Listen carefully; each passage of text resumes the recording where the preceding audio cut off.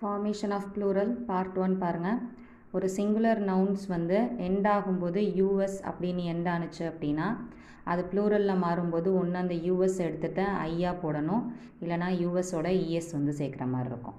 Examples பாருங்கள். Alumnus alumni, bacillus bacilli, fungus fungi, locus loci, stimulus stimuli, virus viruses, cactus cacti or cactuses, calculus calculi or calculuses, focus foci or focuses, nucleus nuclei or nucleuses, syllabus syllabi or syllabuses, terminus termini or terminuses.